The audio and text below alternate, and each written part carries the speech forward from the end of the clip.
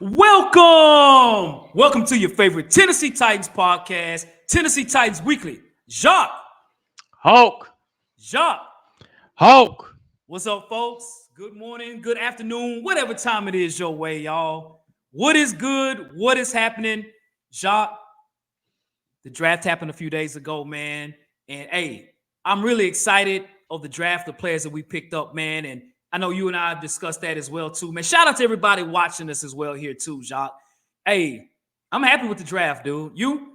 Oh yeah, very satisfied, man. I haven't felt like this in a while. It's exciting. Hopefully, new beginnings, new energy, if that makes sense. And you can feel it. You can feel it. You know what I mean? But Yeah. yeah, I mean, the real work will come in. And I think more excitement will come in once the rookies come to rookie minicamp, which I think they will arrive. I want to say next week. I think. Or the week after next. It's one of the two. No, it's actually next week. Next week. I believe they arrive from the ninth through the 11th. So rookies will be reporting. I think that's when we'll start hearing things, getting excited. I think this is an exciting rookie class that we haven't had Yeah. maybe since Derrick Henry and AJ Brown, maybe, but you could like if you had like one or two of those in those classes, we have a group of them. So I think this is trending, man. So I'm excited, dog. I'm Yeah, excited. man. Yeah, for sure, for sure. So, well, again, shout out to everybody watching the show as well, man. So, we're going to talk about today the draft picks. And for those that hadn't tuned into our draft show, man, hey, check the show out, man, on Bleacher Hmm. Report, Apple, Spotify, YouTube. We literally did the draft grade analysis 10 minutes after the draft was over. Like we did our research and boom. So we've even done more research since then, right? Hmm. So for those who don't know, as far as who we drafted, when you look at the draft, of course, pick one, we had quarterback Cam Ward out of the University of Miami. Round two, pick 52, we had Femi Oladejo, the edge from UCLA. Round three, pick 82, we had the safety Kevin Winston Jr. out of Penn State. Round four, pick 103, had Shamir DK from wide receiver from Florida. Gunnar Helm, the Texas tight end, pick 4, 120. Elick Ayomaner, the wide receiver from Stanford, round four. Round five, Jackson Slater, the guard from Sacramento State. Round six, Marcus Harris, the corner from California. And round six, last pick, Kalel Mullings, the running back from Michigan. All right, so those players we have broke down, man. We fully understand what they can bring to the table. It's a matter if they do, and it could be better than what we might think. So, Jacques, looking at all the players I just explained, and doing your research and things, and putting them on this roster for what we have right now on this roster as we speak today, what would you grade the roster right now today since this draft, adding these Okay. players? Prior to that, this roster was almost an F slash maybe like a D. I'll bump this up to a C with the positions that we've added and the needs that we've added. I feel like this draft class can do what last year's draft class did, was contribute early, right? Latham contributed at early. Williams contribute early. Brownlee contribute. Like only person that didn't get a really real shot to contribute was Cedric Gray because he was hurt, right? And then Harold got in there a little bit, got his feet and hands dirty. But no, I give it a C, man, because I feel like this draft class is trending to be one of our best draft classes, and they can contribute early. So for me, it bumps it up from a F to a C. And you go from an F roster because you got the number one pick in the draft, right? We only won 3 games last year. So that Right. really tells you, right? So you've upgraded in certain positions, specifically the quarterback position. We definitely upgraded there. But other positions, I feel like you've added value to. The wide receiver room looks pretty good. We went from one of the worst wide receiver rooms, in my opinion, right? You only had Calvin Ridley, Traylon Burks, and then just a bunch of dudes. You had Nick Akina Westbrook, but he's gone. But now you have a slew of receivers. You like, man, y'all got a solid. Yeah, you actually got a good problem because there's a lot of talent in there. So for me, it goes up from an F to a C. What about you, Hawk? Okay. All right. We have that poll question out there as well, too, looking at the current roster from the Tennessee Titans.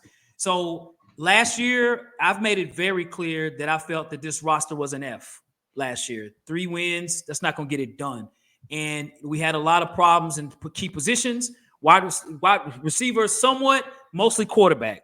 And even on the offensive line, we had issues, linebacker. We just had issues on special teams everywhere. So looking at the roster now, looking at these rookies, is what we've added. Again, you've added some other players as well too. We've lost players, But looking at the roster now as of today, we'll see them as they play. I'm going C minus right now. And again, that's an improvement for where we were last year based on the roster. I think the reason why we've gone from an F to a C minus is because quarterback. You know what I'm Hmm. saying? So I Hmm. think that's an instant upgrade at quarterback. And I'm not sitting there saying, okay, Ward's about to throw for 5,000 yards, nothing like that. But I do think just that simple change is an upgrade. You have a guy that has a higher ceiling than Will Levis, and I'm speaking on, looking at Cam Ward, Hmm. as well as you look at a defensive end, that we have a young guy, we have a safety, we have guys, Alik Ayomena, we got guys that's going to play, and so I think that's what's going to make us a better roster. I still think we got ways to go. We got a long ways to go. I do not think we're a playoff team. You know what I'm saying? So we'll see how things look. Maybe my mind will change. I don't see it quite yet, but I think we're building. And so, and I'm going to say a C minus, a very strong C minus. You know what I'm saying? And so I think our roster is at least that right now today. Once we go to camp, I can get even a better analysis. I still think we're a work in progress. I think we still got a long ways to go. Hmm. I think from a rebuild perspective, I think you've helped it a lot, especially rebuild from your future. Nowadays, man, it don't take you long to get back up on your horse. Back in the day, it would take you a while to get back on the horse, but I think now, with the pieces that we add, it makes it a lot easier if that makes sense. So, all right, Hawk, we're gonna move on to the next segment. So we know the rookies are in here, and they've gotten, of course, added to the roster. Besides Cam Ward, who would be your guaranteed rookie to win a starting spot? And that's for right when game one, when the season starts. Besides Cam Ward, because we know Cam Ward, he most likely will be the starter at the beginning of the season. But Right. out of all the rookies, who would you say has a shot to just take a spot? So I'd say this, Jacques, man. I'd say too, really based on our roster right now. Um, I mean, I want to say Femi Oladejo at this spot. You got him as a second round pick, right? But that's the easy answer because he still has competition. You still got Arden Key, you got Sebastian Joseph Day, you got Tivandre Sweat, you got Jefferson, you got competition. I think for me, it's Gunnar Helm, the tight end. I think he has a great opportunity right now to be tight end number two, besides Chig. I know we got Josh Wiley and other guys, but I think Gunnar brings something different than all of those guys. Gunnar Helm is a big tight end. He catches with his hands. He's 6'5", and he makes plays. In Texas, he was a playmaker out there. So I think he brings a different element than the other tight ends that we have. You know, when I look at Josh Wiley, he had a lot of injuries. A lot of issues there. Was not consistent. Chig played a lot better as the season rolled on. He's still, to me, tight end one. I think he's still that for sure. But I think when the season starts, when you look over at TE2, I think that's Gunnar Helm's spot. I think as soon as he walks onto the field, he might start as TE3, but I think he's going to work his way up to TE2. So I think of all the rookies besides Cam Ward, the guy that's most likely to start game one on the roster when the starting lineup is called at tight end, Gunnar Helm by the University of Texas, rookie is what you're going to be hearing, bro. So what about for you, Jacques? Gunningham. I was thinking the same thing. He has, out of all the rookies, has the easiest. I would have said Alec, but he still has to contend for that third spot, right? Which he'll eventually get in. But Gunner for sure, because Josh Wiley can't stay healthy. He suffers with concussions. I think he had a lot of concussions last year. So Gunner has an opportunity if he can pick the offense up fast, if he can get everything down packed, the blocking, everything, he has the best shot out of all of them to be on the field early with Cam and building that rapport with him. So I say Gunner. Gotcha, man. Gotcha. Okay. All right. Cool. Cool. Okay. All right. So looking at these rookies as well, we got this poll question out there as well too. I'm gonna post it on here on the board. So looking at the rookies that we have, again, besides Cam Ward, we got to exclude Cam Ward because he's clearly our favorite for sure. Hmm. So far, Hmm. who is your favorite draft pick on this team based on their draft position? Wherever they were drafted, best value pick for us. Who would you say that is? Man, the best value pick is Alec Ayo Manor. Man, he to slip how he slipped was interesting, and to get him where we got him in the fourth round, man, that was the best value because I think he was trending to be a number two. He was trending to go in the second round, man. and he kept falling and falling. And where we got him in the fourth round, man, you got you an extra receiver, right? You almost got an extra second rounder if you really think about it. But he, to me, is the best value pick that we got. Again, to get him where you got him, and his skill set and his ability fits what we do in this offense, right? And he should, again, like I said earlier, it depends on how fast they can pick up the playbook. But I believe that he can get in here, not like Gunner, like right away. But I feel like from where he is, if he picks it up fast enough, he has a shot to be either the slot, or if somebody gets hurt like Tyler or Calvin, he has a opportunity to get in there and get his feet wet early. So for me, it's Alec, man. Okay. You just don't get no second round receiver in the fourth round like that. Yeah. I'm actually was perplexed when we got him, and Yeah. he was one of my picks that I was like, hopefully we'll get him if we miss out on this specific receiver, and we got him. So what about you, Hope? Man, I'm gonna tell you this, Jacques. My answer is the same. Alec Aomena for sure I think is the right answer here for sure. But I'm gonna also tell you, man, I think Kevin Winston Jr. at this spot in the third round, I think is a steal as well too. Right. I think what knocked him down was his injury, partially tearing his ACL. Mhm. But outside of that, before he got hurt this past season, he was playing as the best safety in the country. He was out there making 13 tackles a game and things, and it was early in the season for sure. But even prior to that, the year before, Winston was a baller out there. So you have a guy that is a high second round pick talent, and we got him in the third round. And shout out to Mike Barganzi with the trade, because I initially, I wanted a wide receiver round 2, but look what you got out of that. You got a second round in Femi. You got a third round with Winston.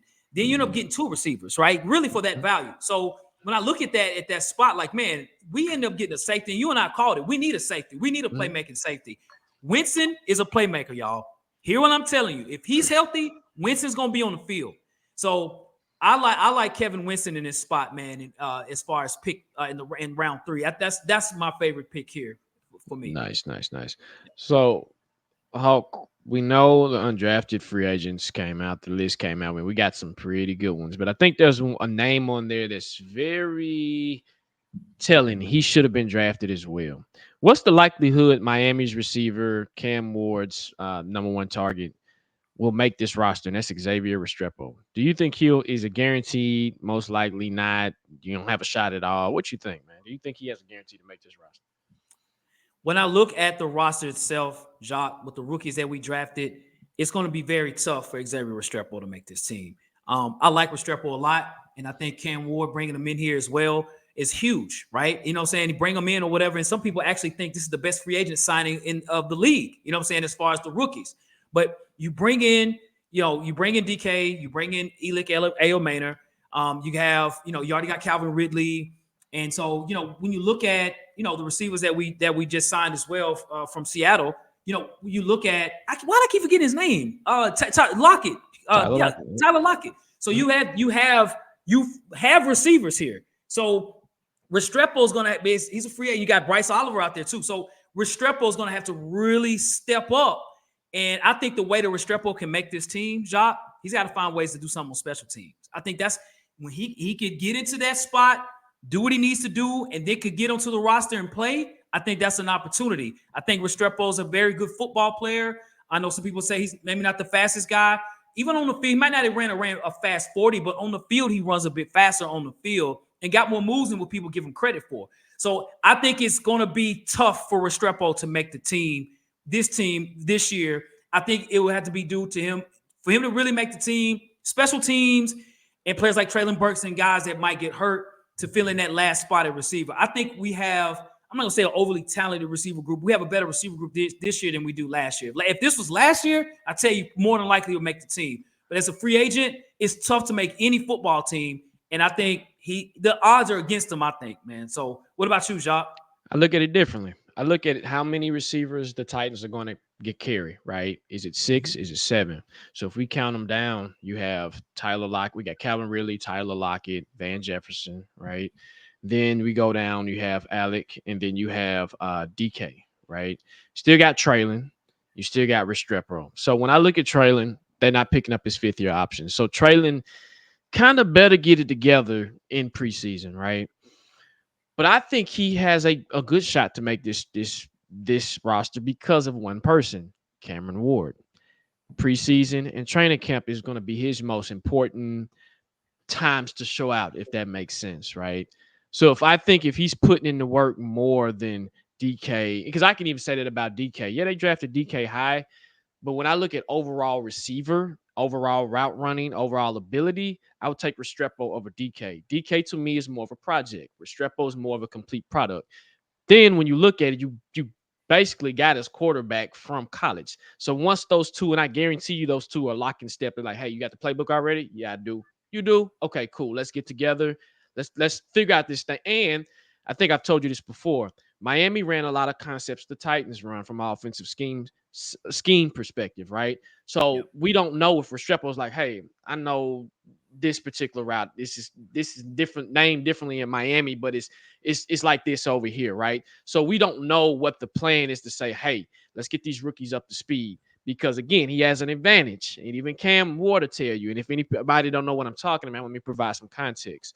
So what Cam did state that he understands our system basically because they ran the same system at Miami. When I was watching film, it was the same route combinations, the same certain plays, the same certain tendencies. I said he's right. We do run the exact same offense. It's just dumbing it down to where it's like making him feel like it's his like seventh year in Miami. So that's an advantage that both of them have. That's coming in like, oh man, this is familiar, right? Something that Alec has to get up to speed. Something that DK has to get up to speed, right? Go to Traylon. Traylon, they already confirmed they're not picking up his fifth-year option. So Traylon is right now, to me, in the doghouse. If Traylon doesn't get it together in training camp, we get the mini camp and he's still hurt. We get the training camp and he's not doing nothing, Hawk. To me, he'll be a cut casualty. Then they probably take that sacrifice because they're like, hey, you haven't produced, right? You'd be one of the busts in the league, as they say. You know what I'm saying?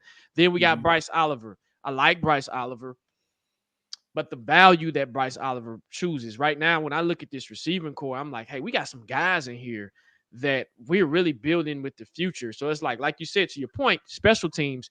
But I also think that if he comes in mini camp and I start hearing buzz and I start hearing his name, that tells me that's like they got a hard decision on their hands and they're gonna have to figure out something fast. So I think he has a shot. He has actually a good shot to make the team. And now if he didn't draft Cam and we had another quarterback and another coach, then I say, nah, he ain't got no guarantee, man. There's no way. But again, his speed is why he didn't get drafted. He should have gotten drafted, but he's the all-time leading receiver at Miami over Andre Mhm. Johnson, um, Michael Irvin. Like he's beat out some guys. So I think he has a little bit better shot just from what I've been able to see and break down film wise. And it's going to be a safety blanket for Cam actually when it comes to training camp. So they're either pair them two together, not pair them together, but when they do pair them together, you'll probably see, okay, these two, what they doing. So it's just, and he's hungry. He's undrafted. His mindset, and something I noticed about this entire draft class, their mindset. They're a bunch of captains, that's one, and their mindset is they're hungry and they love football. So that's my thoughts, man. I think he has a little different. I think he has a better shot just from that perspective. Cool. Cool. Okay. All right. Cool. Cool. Cool. Cool. So, all right. Cool. Cool. So, Jacques, the draft, man, again has ended, man. And looking at the players that we do have on this team. So, what do you feel about our late round picks, man? The last several guys that we picked. And I'll go from just like overall from say round 5 and round 6 with Jackson Slater from Sacramento State, the guard, Mm. Marcus Harris, the corner from California, and Khalil Mullings from Michigan. What do you think about those guys? So all three of them are called the future, right? I'll start with Jack Slater, man. He's very strong, good pass protector, good run blocker. He was one of the standouts in the Senior Bowl. I think the knock on him was he went to a small school, right? And they Right. say competition, competition, but he did himself a service by going to the Senior Bowl. He can play guard and center. So if Cushionberry doesn't come back, as I'm anticipating him not being 100% by training camp, you Yeah. almost have a center that you can plug and play. Yeah, you have some bumps in the roads, but you still have your backup. But you can get him in there kind of early to say, hey, do what you do. Zettler, right? We got him at guard. It's another thing. He's very versatile. So I like him there. Harris from California, man. He's a DB that I like. He played against Cam, which is funny when they played Cal. He's very intelligent. I think that's what stands out to me the most is his intelligence. He's around the ball. His football IQ is high. He he's always in position. Eventually, I probably might see him. I'm not gonna say transition into safety, but he has that ability, right? He's a good zone corner than man, but he has that ability to play man.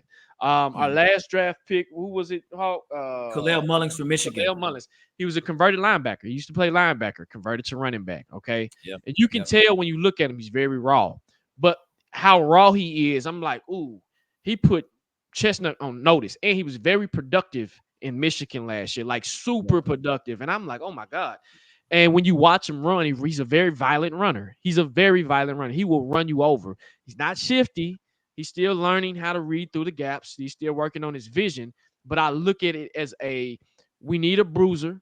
We need somebody that can take that and give us a change of pace because right now we have Pollard and we have Tajay. That's the same back, right? That's the same thing. So you need a change of pace to say, hey, let's do what we do. He'll be a special teams contributor if they keep 3 running backs, right? It Yep. depends on that. This is going to be a sad thing because it's like you got so much talent, but what do we keep if that makes sense, right? So when I look at those 3, I'm like, man, from a late round value, they went where they were supposed to, but the productivity and in their intelligence, they're projects, but at the same time, they're the future. So be looking at that. They're the future, bro. That's my thought. What about you, Hawk? So I think, man, the last 3 picks, and I think again, Mike Barganzi did an incredible job in this draft. And there's people who have graded them. I've seen anything under a B minus in any draft, and I think a key point of this is some of the guys he picked later in the draft, especially since Eric Aomena. These guys, Jackson Slater, this guy's gonna be in the league. If he stays healthy, he's gonna be in the league for a long time as a guard or center. I think you know he got drafted late because of his small school for sure. But when in the combine, he was the second strongest interior lineman in the whole combine. This guy's he's a beast. When you watch him on film, this guy, man, hey, listen, bro, ain't nothing really going past him, bro. You know what I'm saying? At the line of scrimmage, he is a dog. He is a dog, and I like those type of guys. And he's not a short lineman. He's 6'4.5", almost 6'5". So he's got size too, right? So he's a tall guard that's got size. And when you look at his career, I think he allowed no sacks last year. The year before, it was 1. So very accomplished in that regard too. To get drafted out of Sacramento State tells you something. And he proved his point at the Senior Bowl. Like, okay, I've seen him pushing around like second and third round picks out there, and that helped him. So getting himself out there to say, look, I'm all the way in Sacramento, but I'm down here, man, trying to get it in, man. Hey, I'm here. I'm gonna show y'all what I can do, and that's what got him drafted. I actually think this is one of our better value picks in this draft is Jackson Slater, bro. For real, 5th round guard that could be in the league, could be our starting guard in maybe next not this season, maybe the next year, or if somebody goes down, Slater can fill in that spot at guard. And Marcus Harris, the corner. Marcus Harris is a very good competitive corner. He will come up and make tackles. And as well as, I saw more film of him as well too. Plays the deep ball pretty well too. You know what I'm saying? He kind of keeps, he's not a big interception guy, but I think he battles. He's a pretty good size corner, 5'11", about 190. You know what I'm saying? So he competes at a high level. He's been to several schools as well before he ended at California, a smart corner as well too. So I really like this pick at 6'2". You gotta draft a corner, man. You gotta get a corner. And based on our needs, we needed other players more than corners, but you end up getting a corner in the 6th round. I think Marcus Harris, for him to get on this team, he's going to have to get on some special teams as well too. Because the cornerback room, I'm not going to say as competitive, maybe some other spots, so he could get some PT, but I think, to help him, you know what I'm saying? Like, and he did that in college. He did play some special teams. And then Khalil Mullings, the running back from Michigan, like you said, the former linebacker converted to a running back. When Michigan won the national championship, Khalil Mullings was their best special teams player, right? That's going to carry over well with the Titans. And this guy here, again, 12 touchdowns last year. This guy, that's productive. That's productive. And he's a straight line runner, but that joker is big, man. He's a big running back. I'm a big muscular running back. And so there could be a roster spot for him as well, too, as a 6th round pick, as a bruiser, like you said. And something that will help him, say Julius Chestnut, Julius Chestnut's been here for several years as an undrafted player, and he's done very well for himself. He's been like 4 years here. But Chestnut is not a special teams type of a guy. He doesn't, and that could hurt him. Mullings is that guy. He can do that. And he's a bigger back. 6'2", 235. That's huge. Joker huge, But man. it's huge. He's Yeah. huge. And Michigan, he was their touchdown guy, like goal line Mhm. stuff, things like that. And of course, he got things. He's not. His vision. Not. I don't really think he has good vision. Like even in the open field, he just wants to run straight, like Sean Green. He's that type of a running back, right? Just run straight and just go. But I think the last 3 picks that we had, I thought the draft got better as the draft Mhm. went on. Mm-hmm. Right. Right. I really like the Jackson Slater pick. Yep. I do. So real quick, Hawk, we talk about our mock draft. So in our mock draft, man, of course, from players, and we'll talk about that in a minute, but from a position standpoint, I think we hit on everything but the running back Yeah. position. So people, if you've never seen our draft show, me and Hawk either gets one each year, a guarantee. Yeah, I call him a guarantee, right? He either gets a guarantee or I get one. And this year, I think we of course both hit. It was common sense. Both hit on the first pick, right? It was Yeah. Cam Ward. But that second pick, I have us drafting Femi, but I had us drafting I had us drafting him in the 4th round, right? Now Right. again, I think that was too high, the 2nd round, in my opinion. But to get him where we got him, I understand. All right, do your thing. But from us to hit on what we hit on position wise, that's Yeah. impressive, man. That's Yeah. real It is. impressive. Yeah. It So is. when I looked at that, and I'm just looking at it how it's playing out, I said, man, this looks pretty familiar. And what that does is, again, like I said earlier, your rebuild don't have to be a long drawn out thing anymore if you know what Mhm. you're doing. So shout out to Berganzi and in the Titans brass, man, for I guess gaining the trust back, if that makes sense. Now we have to see what we put on the field product wise. Right. Right. And that's Yeah. for Callahan, the coach, right? That's for him Mm-hmm. to do that. Mm-hmm. I think Mm-hmm. they gave him a good spot of players and even players from last year, guys that was Mm-hmm. drafted even by Rand. Like I think there's players, the previous roster and drafts, hell no. But I think this draft for sure, I think we have more players, right? Mm-hmm. More players. Mm-hmm. Last year had like you got T'Vondre Sweat, man. You got Jason, you got Brownlee. Those are pillar guys, right? Mm-hmm. This Mm-hmm. so when you look at that, it's on Callahan to get the best out of these guys. Mm-hmm. Barganza, hey man, here's the table. Look, I Yep. got everything that's on there. You know what I'm saying? Hey, your family, they eat. Everyone eats Mm-hmm. around here. So what you gonna do about it, Callahan? Right. You got your quarterback, Callahan, right? Right. So I think that's the key point: is Mm-hmm. what are you gonna do with Cam Ward in this offense, right? What are you gonna do to build around that? And even on defense, what are we gonna do to build on these guys that we already have good players on our defense. Now we're adding more to it. What I like again is the Titans have plenty of holes on this roster, plenty. Mm-hmm. But a lot of those holes, we drafted guys in those spots. Mm-hmm. And Mm-hmm. each one of these guys I think all of them could either start or play a lot next year. All of them.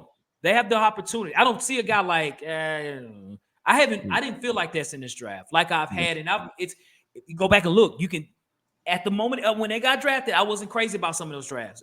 At that moment, one I gave a C minus, one I gave a D, and I was like, I ain't really feeling these jokers. But this right here, I feel a lot better about this draft. Right now, and I'll even say something about Callahan that I didn't see last year. Was he sounds like he's more prepared for a rookie quarterback, and something that he compared to when he was with the Bengals when they drafted Joe Burrow, and what he Right. spoke on. He said, "Hey, how we approach that is how we're going to approach this. We made Joe Burrow's first year seem like that was his 5th year at LSU or 4th year at LSU or whatever, right? So when he said that, I said, okay, Callahan, you're a little bit more serious. And it makes sense because Will Levis wasn't his guy. You got to Right. let him get his guy. And so That's I think it's a lot more preparedness. And I think the marriage, because you have to have the marriage between the coach and the quarterback. And I think he's facts. found his partner. And I'm like, hey, I'm instead of criticizing you, I'm gonna actually sit back and I'm listening to what you're saying versus looking at what you did in the past. I'm giving them a little bit more grace than I think a lot more people are. I'm like, hey, Callahan, I like what you're saying. Now let's see what you can do with that. And then as Cam Ward the partner is saying the same thing, I'm like, okay, you two seem like y'all locking step on what y'all talking about. Will Levis, man, that's chaotic. Me and you can't do nothing with that, right? Even if Yeah. you are a quarterback whisperer or an offensive guru type of person, I can only work with what I got, right? So Right. if I'm Right. implementing my system and I'm saying, hey, go execute it, and you can't even do that, yeah, it looks Yeah. bad on me. But when we gonna hold the player responsible, right? Right. So like Right. Cam Wood, shout out to Cam, man. Cam said, hey, I'm gonna do my part, but as a receiver, you got to do your part, right? And I'm gonna hold you accountable to that. So I like this attitude that we have going. No more excuses, no more BS. And I like the attitude and the people that we have in the building now, from a player perspective and even from a leadership perspective. So I feel good days are coming for the Titans, man. And I they slowly getting my trust back, right? Now you I'm excited to hear about training camp, mini camp, all this good old stuff. Let's stay healthy because we were fairly healthy. Matter of fact, last year was the first year we've ever been healthy. Right. That's right. So whatever they did that right. Continue to do that. So That's right. That's right. That's right. So, all right, y'all. Well, hey, listen, we appreciate everybody watching the show, man, for sure. But, hey, again, shout out to Bleacher Report, man, for the platform as always, man. We pretty much, man, gratitude all day for Bleacher Report. Shout out to y'all. If you have not followed us on Bleacher Report, man, look, download the app. All you got to do when you download the app, follow the Titans. You'll see us. You can follow me at Lorenzo_the Hawk. You can follow Jacques at Jacques Merrill as well on YouTube. You can follow us on YouTube at Tennessee Titans Weekly. We're on Apple. We're on Spotify under Tennessee Titans Weekly. We're on Twitter at Titans Weekly 24/7. We're on TikTok at Tennessee Titans Weekly. We're everywhere, y'all. We got content everywhere. Yep. When y'all do follow those particular entities, please cut your notification bells on and let you know when we go live, post any content or anything like that. Again, I want to thank Bleacher Report for giving us this opportunity, and thank the Weekly family, and thank the Bleacher Report family for watching, participating, and doing what y'all do. So, man, Hawk, like I say every time, I think the next step in this thing is the schedule show. So just be on the lookout for that. Right. And then, hey, mini camp, rookie camp, mini camp, then training camp, and then we got preseason. So it's gonna be an exciting season this year, man. We in for the ride, but Hawk, go and take us home, brother. That's a hell of a point, Jacques. The last 3 months, we've been talking a lot about Cam Ward and the number one pick. Now it's time to start talking about this team and kind of what we got, bro. I'm ready for it. I can't wait. I can't wait. Yes, so as we always say, and as we always do, folks, facts. No paper.